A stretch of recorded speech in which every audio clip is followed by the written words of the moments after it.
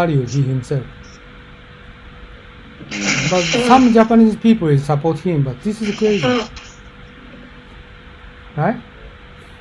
Right. So, especially Trump devalue him. Oh, really? Of course. Yeah, but Trump is pointing at everyone. I mean, because he's trying to put the blame on anybody but himself. No, but his personality is terrible, but his decision for the politics and economy is exactly right. And he spent lots of money for their people. Their people, their company. Way too late. He was way too late. Not late. Not late. Japan is late. No. Japan decided. Do you know that Japan decided 100,000 money distribution is supposed to be June, July? Oh, it's terrible. Trump distributed money within 2 weeks. No delay. But that was not his. He distributed checks. That was not his initiative. That was an initiative that was ultimately completely altered by the Democrats. That ultimately it was just a bailout plan for the big businesses. It had nothing to do with handing out money to regular people, but it was blocked by Democrats until they ultimately had to give in and say, okay, well, we make it into a handout program. But the program is not Trump's. It's definitely not Trump's. But however, he didn't want to do it this way. But however, American decision is right. Japanese government is horrible. Still, they are like Taro was so negative for the distribution money. And also they discarded 300,000 limited delivery of money. Of course, that was crazy. Not normal sense. They are rich people and they don't understand poor people. How do they live?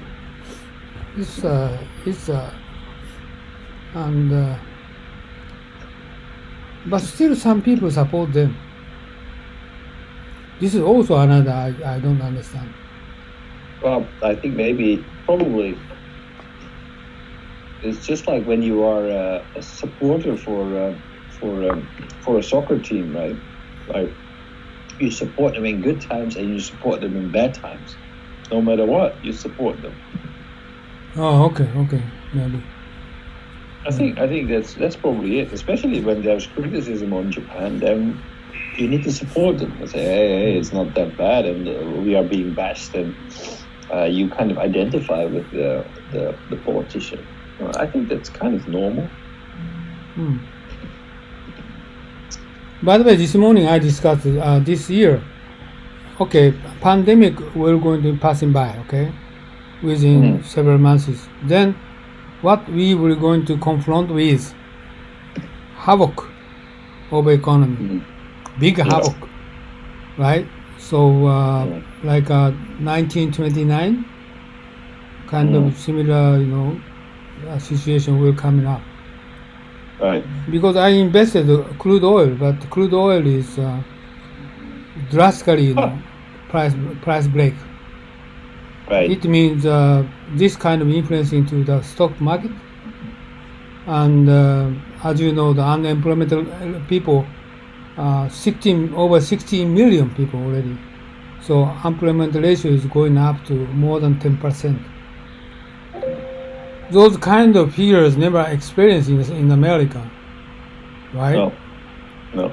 So it means that kind of wave will going to come into us. Nobody prepared it. No, this is. I mean, the economy was doing great 2 months ago. So I guess what's going on? I don't know what's going on next year or this year. Well, I mean, there will be long-term effects. I think that's more troublesome. Yeah. I mean, the short-term effects are. I think we will be able to more or less quickly regain. I'm quite optimistic, but the long-term effects, what it will do because I'm very worried about supply chains.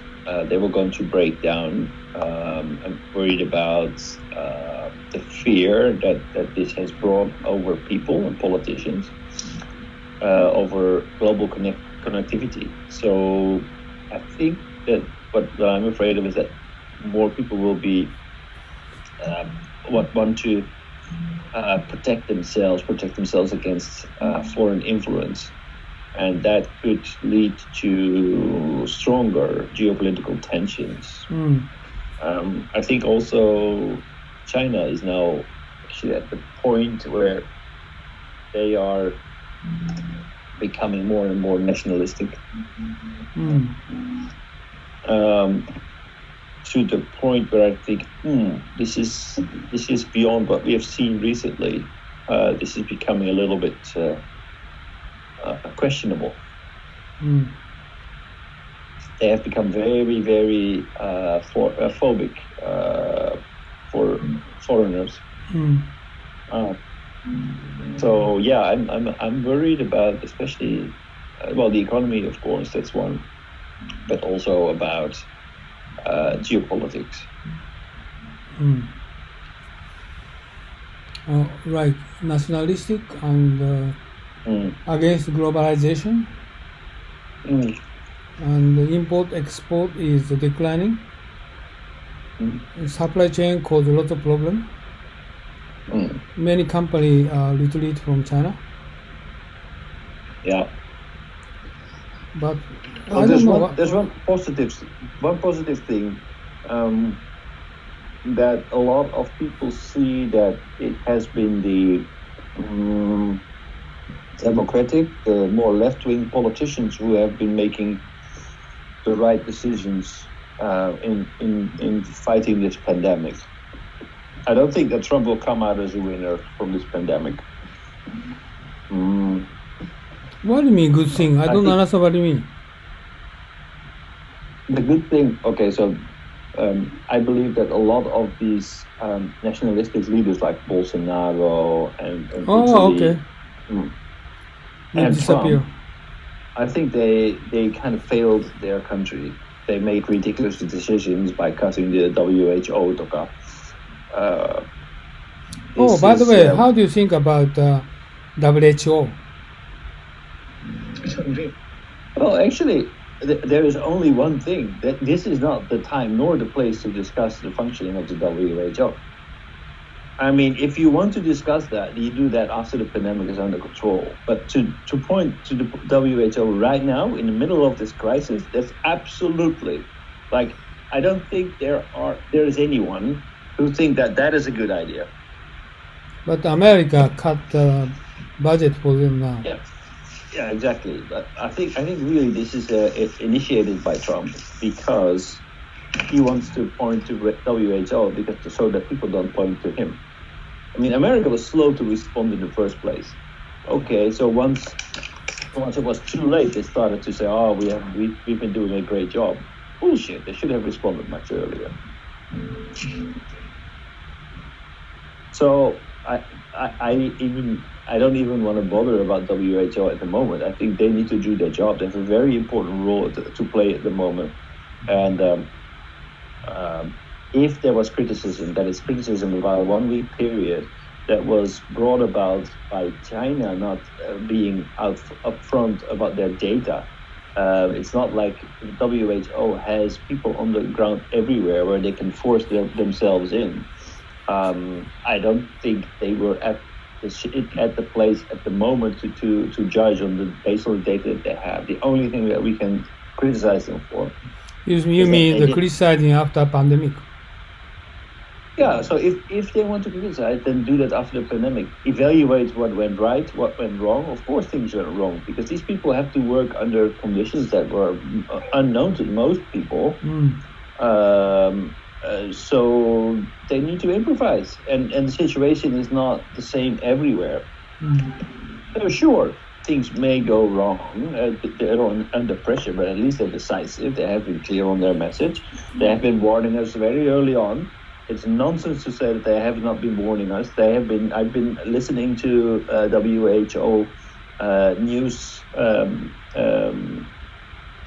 messages since early January. I listened to the podcast from the New York Times, and they have been on this news item since the beginning of January. So if I can hear it, then anybody can hear it who is a decision maker.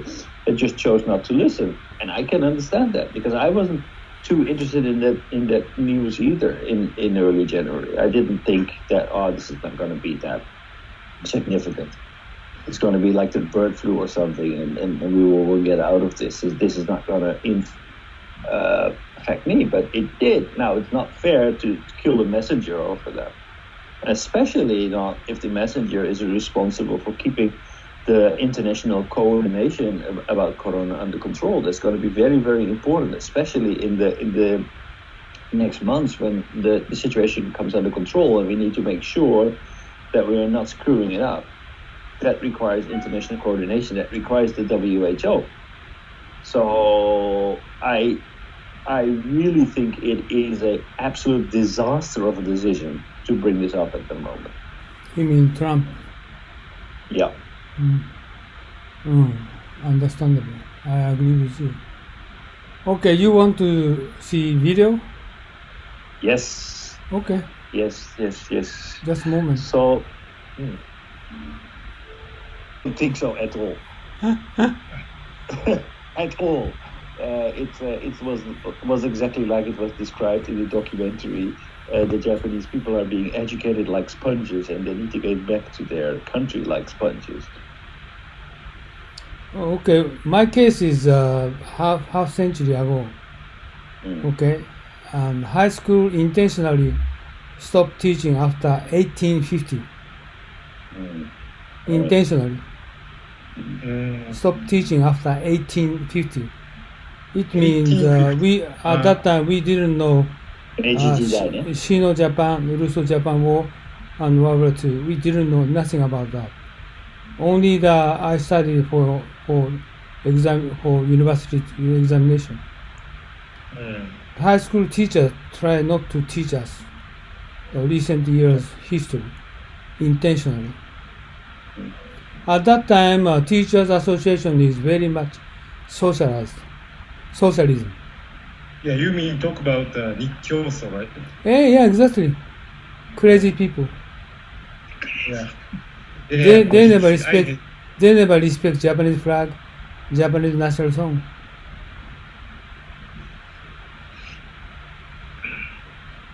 And also, probably almost all Japanese children, they never taught about recent Japanese history.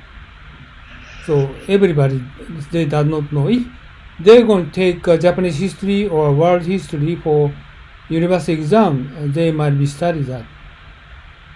My case is I studied global history, so I studied some of those. But world history, usually we don't need to study the World War II or Sino-Japan or Russo-Japan War.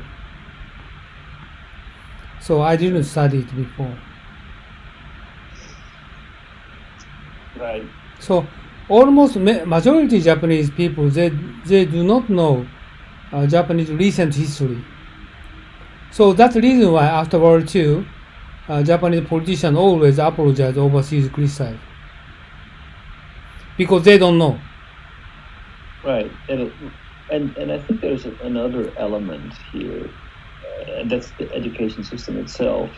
It doesn't, at least the way I see it, it doesn't really force or encourage people to think and put themselves in a situation and to actually analyze the things that were happening and come up with their own narrative and to kind of understand which kind of forces are under the surface that kind of drove history and make parallels to today, which was the way that history was being taught to us. History was a very interesting lesson. I loved it. And the main reason was that it wasn't just looking at history, but actually putting yourself in that context. Really learn, not only learning what happened, but basically also constantly asking you the question, why did these things happen? What were the driving forces that made these things happen? And what can we learn from that in today's context? That kind of history education, I feel, is completely missing in Japan, but correct me if I'm wrong. Yeah, you are right. And Japanese teachers, I had better ask 3 of those guys because one of those, everybody different generation. So I think I want to know what kind of history education they got before. My case is we didn't study at all. Discussion, debate, no, nothing they taught me. Recent history. That's the reason why I studied again and I wrote a couple books. I studied again because many people criticize the Japanese soldiers. Also, Hachiko Ichigo just coming up on slide, and I studied very deeply that the contents of Manchuria. I studied, but Japanese soldiers they did wrongdoing, they did good doing. So wrong and good is mixing, but nobody clarified what's good, bad, what's good, and Westerners denied everything Japanese did doing is everything wrong, but this is not accurate. And Japanese people will conceal the past history, or especially modern history, but this is not good. And Japanese Teachers Association try not teach them children our grandfather, grandfather what they did. All right. Maybe then the second generation under you, Uno-san. You mean second generation? No. You said there are 4 generations in this call. Yeah, my generation and after my generation is Kimoto, then Takahashi, Kimoto-san, then Yano. Takahashi-san, and Yano-san. Those different background they have. Kimoto-san はどうでした? How was your history education? History education? I love history, Japanese history and world history. Therefore, I learned myself additional knowledge, not only schools education, but also myself learning. Therefore, my history knowledge is better than the ordinary people. Right. Therefore, I love Uno School.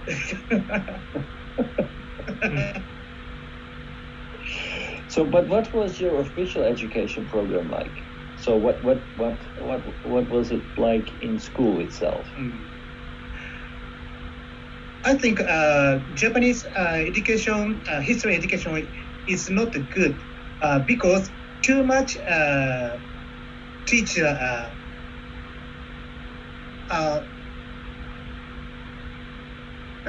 Too much teach historical year, historical incident, historical names.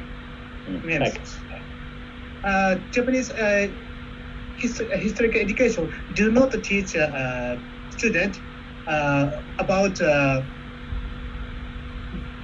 relationship with each incident and each affairs.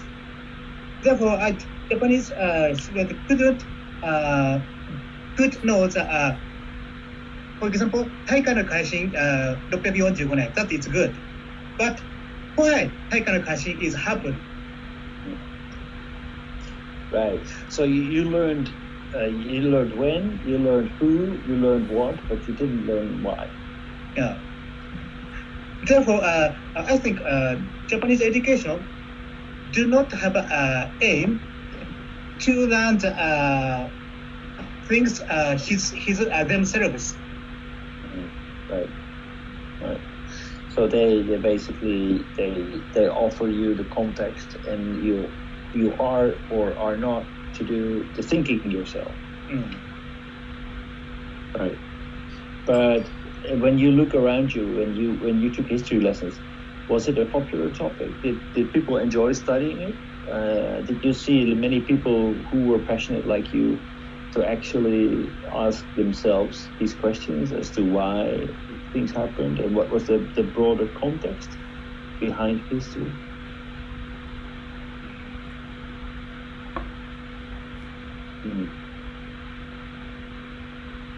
How about you, Takai-san? How was your education lesson? Was it different from Kyoto-san? Or?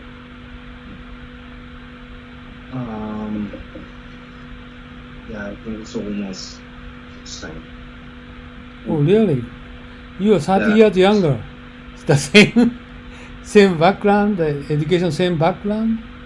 They, Yeah, so this they means didn't that, teach you what happened modern history. I know. I mean, this means the 2 decades. Over the 2 decades, the education, the contents of education in the school is changed.